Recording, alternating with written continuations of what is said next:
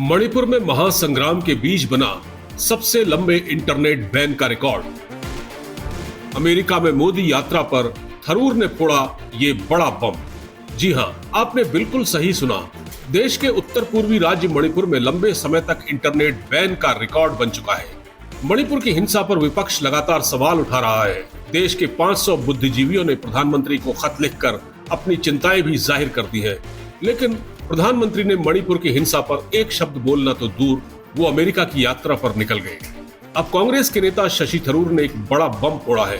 दर हकीकत उन्होंने ट्वीट किया और ये ट्वीट ऐसे वक्त वायरल हो रहा है जब प्रधानमंत्री मोदी अमेरिका में है और देश का मीडिया लगातार उनके दौरे को उपलब्धि के तौर पर बढ़ा चढ़ाकर पेश कर रहा है।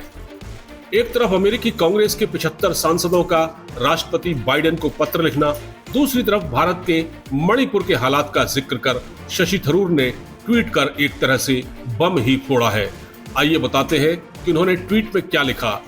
कांग्रेस नेता शशि थरूर ने कहा, भारत में बैंकिंग से लेकर ई गवर्नेंस तक तमाम कामों के लिए इंटरनेट का इस्तेमाल किया जाता है।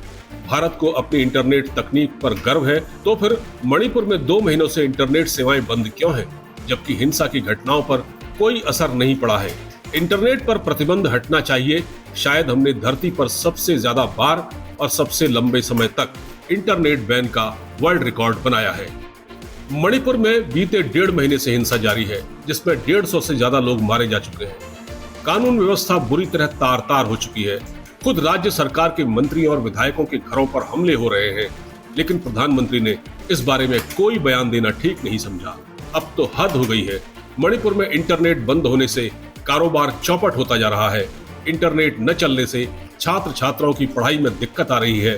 बैंकिंग नेटवर्क पर भी बुरा असर पड़ रहा है। मणिपुर में 3 मई की रात हिंसा की पहली घटना हुई थी। इसके बाद प्रशासन ने 4 मई को इंटरनेट सेवा पर रोक लगा दी थी। तब से इंटरनेट सेवा बंद है। मतलब ये करीब 1.5 महीने से राज्य में इंटरनेट सेवाएं बाधित है। प्रशासन के इस फैसले के खिलाफ कुछ लोगों ने मणिपुर हाईकोर्ट में एक याचिका दायर की है। याचिका में हाईकोर्ट से राज्य में इंटरनेट बहाल करने का आदेश देने के लिए कहा गया है। इंडी न्यूज की रिपोर्ट।